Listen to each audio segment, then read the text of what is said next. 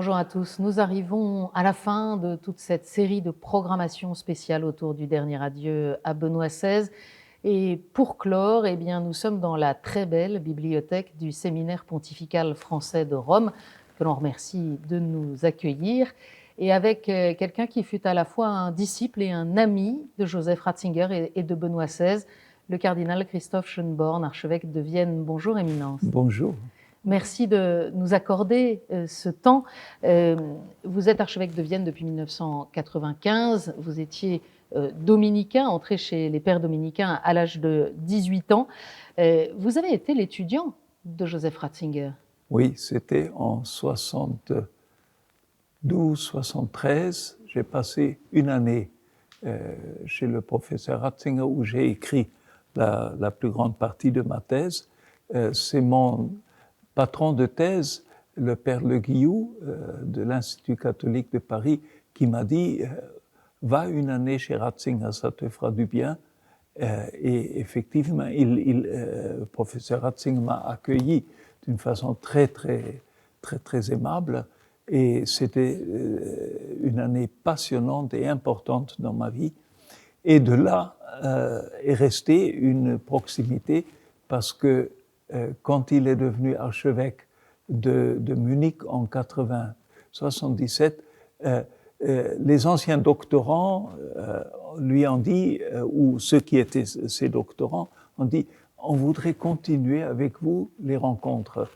Le lien est resté et il s'est approfondi au cours des années parce que en 81, j'ai été nommé dans la Commission théologique internationale dont le cardinal Ratzinger est devenu le président. À partir de là, une collaboration s'est approfondie et finalement, en 87, le cardinal Ratzinger m'a demandé de devenir le secrétaire de rédaction du catéchisme de l'Église catholique qui était en train de s'élaborer. Il faut rappeler peut-être, pour ceux qui n'ont pas suivi ces années, qu'il y a eu cette commission spécialement créée pour le catéchisme, dont Jean-Paul II a confié la présidence à Joseph Ratzinger. Et il y avait un comité de plusieurs évêques et cardinaux, et vous étiez donc le secrétaire de ce grand œuvre qui aboutit en 1992 au catéchisme. C'est ça. Et l'idée du catéchisme était venu au synode de 85, demandé par quelques pères de synodaux, mais il faut rappeler que les deux conférences, ou la conférence que le cardinal Ratzinger a donnée à Lyon et à Paris sur la crise de la catéchèse et tout ce qu'il a dit dans cette conférence de programmatique sur la catéchèse a été, pour moi, et je pense objectivement, a été l'idée qui a vraiment lancé l'idée du catéchisme. Peut-être il faut redire que Vatican II a la particularité d'être précisément un concile qui ne va pas lui-même produire un catéchisme, qu'il y a après le concile beaucoup de débats, voire de polémiques parfois, et que dans cette démarche du catéchisme, il y a une volonté de ne pas rentrer dans les polémiques, mais d'exprimer le plus clairement la foi de l'Église. C'est ça. Paul VI, le pape Paul VI avait dit le catéchisme de l'Église de Vatican II, c'est Vatican II, c'est les textes. Et c'est vrai qu'ils ont à la fois un ton très doctrinal, mais d'une façon très pastorale, très catéchétique, c'est vrai. Mais on s'est rendu compte que ce n'est pas suffisant. Le cardinal Ratzinger, dans ses conférences à Lyon et à Paris, avait fait forte référence au catéchisme du Concile de Trente de 1566. Et d'une certaine façon, par sa conférence, il a presque présenté un canevas de ce que devrait être un catéchisme pour aujourd'hui.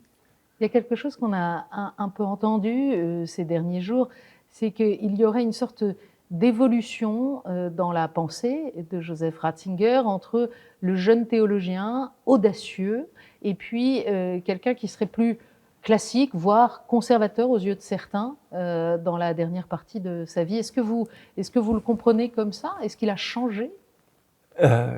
On a dit la même chose de Hans-Urs von Balthasar, qui avait été suspect, qui a été, comme le père de Lubac d'ailleurs, qui a souffert d'un certain interdit de la part du magistère de l'Église, du Saint-Office.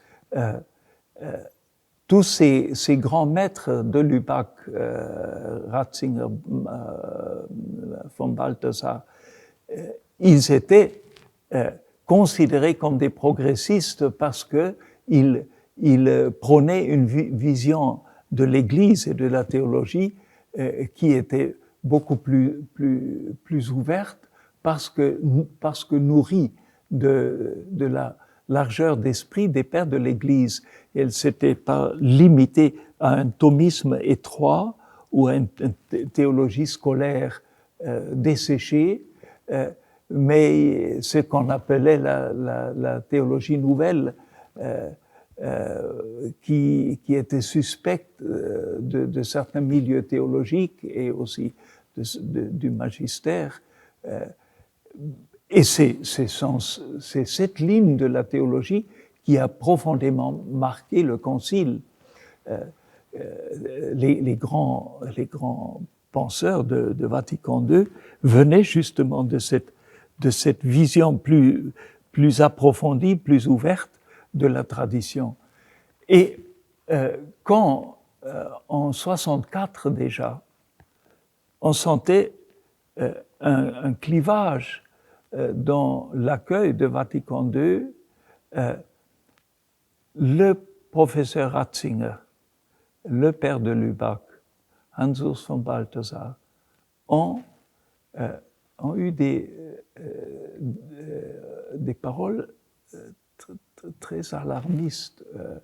Lisez le discours que le professeur Ratzinger a fait en 64 au Katholikentag en Allemagne, où déjà, avant la fin du concile, il a dit « Attention, il y a le danger d'une dérive ».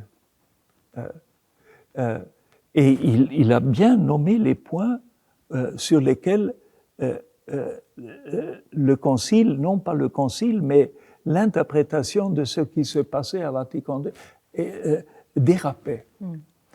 Et moi, j'ai vécu comme jeune étudiant, jeune théologien, ensuite jeune prêtre, j'ai vécu de très près cette crise. Et je dois dire que les écrits de Balthasar, de Ratzinger, du père de Lubac ont été, je dirais même, d'une certaine façon, des bouées de sauvetage, parce que la dérive était énorme. Et en ce sens, Ratzinger n'a pas changé. La situation avait changé. La grande force de Ratzinger a été toujours son enracinement biblique. Justement, dans son testament spirituel dont on a eu connaissance il y a quelques jours, il cite quasiment que des biblistes, Jülicher, Bultmann, etc. Est-ce qu'au fond, c'est pas ça le secret aussi, c'est que Ratzinger, Benoît XVI, a été un grand théologien bibliste, enraciné dans la parole. Oui. Il a été très ami de Heinrich Schlier, exégète protestant qui est devenu catholique, à travers ses études bibliques, où il s'est rendu compte que l'interprétation de l'Épître aux Éphésiens, par exemple, sans une vision qui est celle de l'Église, de la grande tradition catholique, on passe à côté. Donc, Ratzinger et Schlier ont fait beaucoup de sessions ensemble. Ils ont vraiment travaillé la main dans la main. Donc, pour moi, Ratzinger est d'abord un maître de la lecture de l'Écriture. Il a beaucoup à nous donner. Et là, je le compare toujours avec Saint Augustin. Saint Augustin est un grand prédicateur de la parole de Dieu, et là, il se ressemble beaucoup. Et puis Ratzinger, évidemment, est entré aussi dans les polémiques.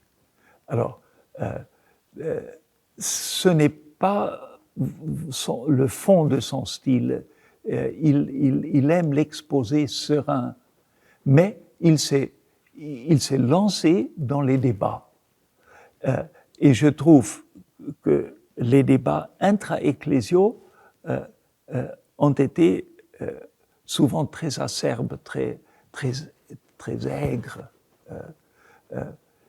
Le Ratzinger polémique, c'est surtout avec les dérives dans l'Église. Le Ratzinger discutant, c'est l'homme qui parle sur les grandes questions du temps. On a parlé de la place centrale de l'écriture, de la parole de Dieu. Il avait aussi ce regard sur la place essentielle de la liturgie dans la vie et dans la foi de l'Église. Pourquoi ? Parce que la liturgie est l'expression de la vie de l'Église. Il cite souvent la règle de Saint Benoît, rien ne doit remplacer l'opus Dei, c'est-à-dire l'œuvre de la vénération de Dieu, du culte de Dieu. Ora et labora, la prière est à la première place, et la prière commune, la prière liturgique.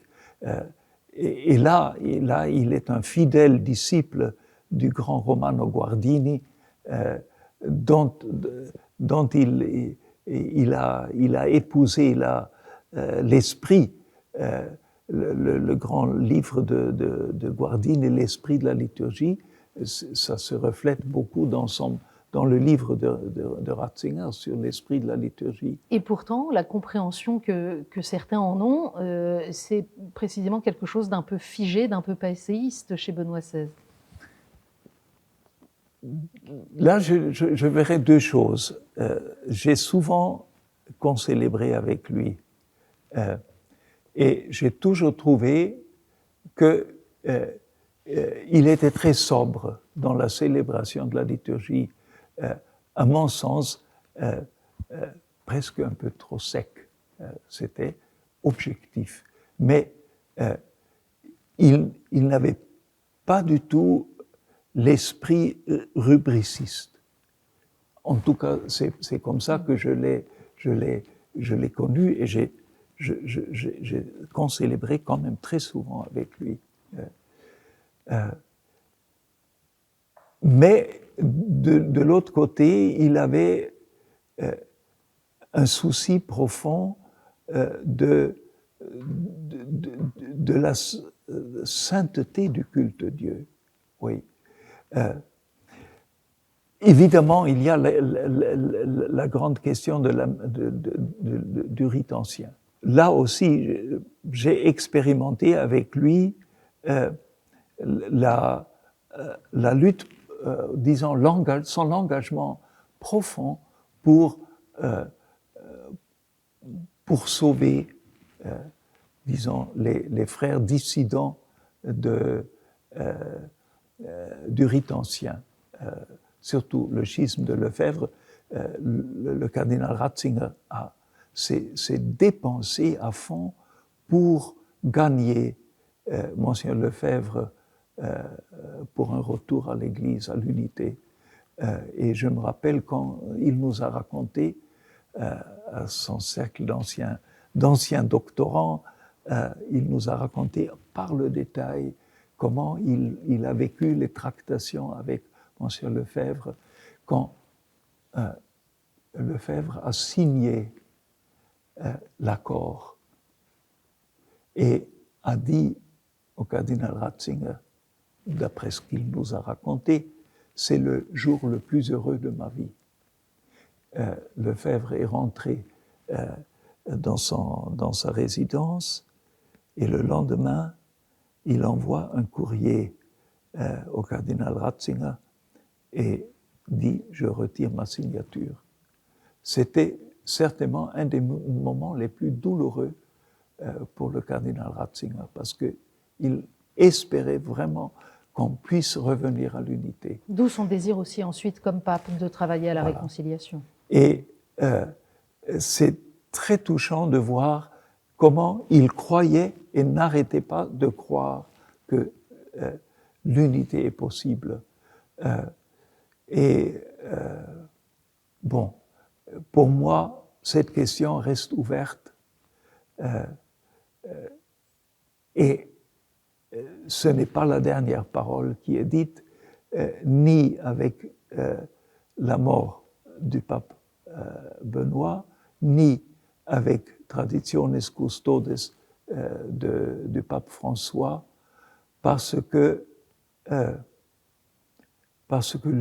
l'unité dans la foi est un bien tellement grand. Éminence, vous êtes un grand fils de l'Europe, d'une grande famille allemande, né en Tchécoslovaquie, grandi et aujourd'hui archevêque de Vienne, qui est au cœur de cette Europe. Et Benoît XVI, Ratzinger avait une haute idée de la vocation de l'Europe. Oui.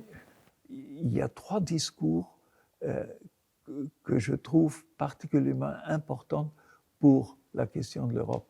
C'est celui du Parlement à Londres, celui du Parlement à Berlin et le dialogue avec le philosophe Habermas.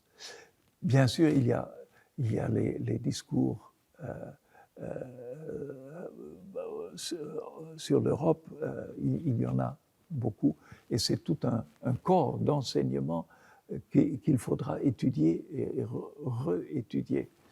Mais ce qu'il a montré à Londres, d'abord, c'est un discours génial. Il a touché la question de la conscience en politique. Et imaginez au Parlement de Londres, la première fois qu'un cardinal, non, un pape, parle dans le Parlement de Londres, là où la séparation de Rome a été votée sur la demande de Henri VIII. Il commence son discours avec Thomas More, le chancelier de Henri VIII, qui a été condamné à mort dans ce Parlement. Et Benoît dit aux parlementaires de Londres, merci de m'inviter ici. C'est ici que Thomas More a suivi sa conscience et au prix de sa vie. Alors, c'est évidemment un choc de dire cela au début de son discours. Mais ensuite, il développe toute la question, la conscience et la politique, les contraintes de la politique quotidienne, des compromis politiques, etc. Et puis, il ouvre ce débat sur l'effet de la conscience sur des décisions politiques. Et il parle de l'abolition de l'esclavage qui s'est fait par une loi votée dans ce Parlement. Alors là, il les a gagnés avec cet éloge, mais en substance, il leur dit, vous avez voté dans ce Parlement une loi qui était contraire aux intérêts économiques, contraire aux intérêts de l'Angleterre, mais vous l'avez voté en acquis de conscience. Et là, il a montré que finalement, suivre la conscience, ça peut coûter beaucoup, ça peut coûter la vie, mais c'est la base d'une politique vraiment humaine. Éminence, on effleure la très grande variété de sujets, de domaines dans lesquels Ratzinger, Benoît XVI a exercé sa pensée. Est-ce que pour vous, il y a une œuvre personnelle de Benoît XVI, même si d'une certaine façon, il a renoncé à une part de son travail de théologien en acceptant ses missions d'abord à la doctrine de la foi, puis comme pape. Est-ce qu'il demeure une œuvre? D'abord, il demeure un ensemble, un corps, un corps de doctrine, un corps d'enseignement. C'est vrai qu'à la différence de saint Augustin, il n'a pas écrit de grands traités. Il y a le livre sur la liturgie, il y a le livre sur l'eschatologie, il y a l'introduction au catholicisme, mais la plupart de ces travaux sont des travaux d'occasion. Or, ce n'est pas tout à fait étranger à la tradition. La plupart des écrits de saint Augustin étaient des écrits de circonstance. Alors, Augustin les a développés en traités. Ratzinger n'a pas vraiment fait de grands traités comme le commentaire de saint Jean d'Augustin, la Cité de Dieu de saint Augustin, ou les grands traités antipélagiens qui traitent le problème de la grâce. C'est vrai, mais quand on regarde l'ensemble, ça fait quand même corps. Et vous dites, dans ma bibliothèque, je le mets à côté des docteurs de l'Église. Je le mets absolument, je le mets à côté des classiques. Et je crois, je ne suis pas prophète, mais je crois que comme John Henry Newman est resté du XIXe siècle, ce qu'on peut appeler un auteur canonique, c'est-à-dire un auteur qui est devenu classique, qui n'est pas seulement un grand auteur du XIXe, mais qui est un maître au-delà du XIXe. J'ose penser que Joseph Ratzinger a la trempe d'être à l'avenir un auteur qui dépasse les limites de sa vie et qui demeure d'une certaine façon canonique, c'est-à-dire un classique. Éminence, on arrive bientôt au terme de cet entretien. Je voudrais que vous nous disiez un mot de votre regard sur la manière dont Benoît XVI a exercé sa charge à sa façon comme pape émérite. Alors, là, je me permets une remarque un peu avec un peu d'humour, parce que Joseph Ratzinger, le pape Benoît, aimait beaucoup rire, et il aimait les petites taquineries. Et alors, le pape, en annonçant son renoncement, avait dit qu'il va se retirer dans la prière et le silence. Quand il a la première fois élevé sa voix comme pape émérite, j'ai eu un grand sourire parce que je peux très bien m'imaginer que ça l'a tenté, parce que le connaissant quand même assez bien, c'est trop tentant de dire sa parole. Et quand même, sa parole avait non seulement un poids, elle avait une force. Mais ce n'est pas un problème, ou en tout cas une question qui devra être abordée à l'avenir s'il y a d'autres papes émérites? Oui. J'espère que la formule du pape émérite ne devienne pas une tradition. Je le dis franchement. Et je le dis pour une raison très précise. J'ai dit, et j'y crois, que d'une certaine façon, l'acte du pape Benoît de renoncer a humanisé le ministère pétrinien, parce que on l'a tellement surélevé que c'est devenu inhumain. Mais d'autre part, il y a un aspect qui est très important. On reste père et mère dans la famille jusqu'à sa mort. Être père n'est pas seulement un office, une charge, c'est un être. Et être pape, c'est l'être entièrement. Et c'est comme ça qu'il l'a vécu.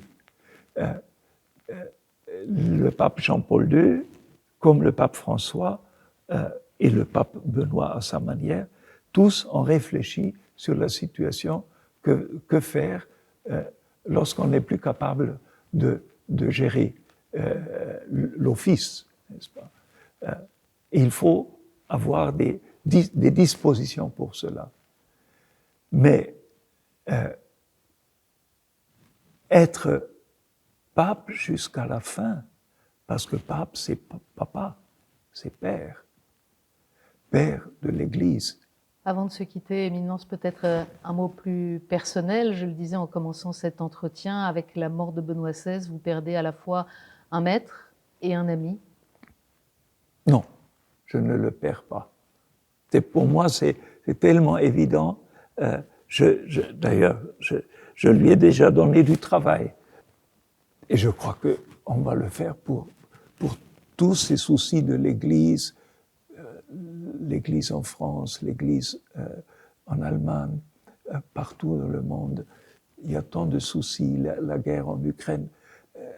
Non, il fera ce qu'a dit la petite Thérèse, je passerai mon ciel à faire du bien sur la terre. Alors, c'est pour cela, j'ai pensé beaucoup aujourd'hui à l'image qu'il a utilisée dans son homélie des funérailles de Jean-Paul II, quand il a parlé de la fenêtre d'où parlait toujours Jean-Paul II. Et il disait, maintenant, du haut de la fenêtre, tu nous regardes et tu nous bénis.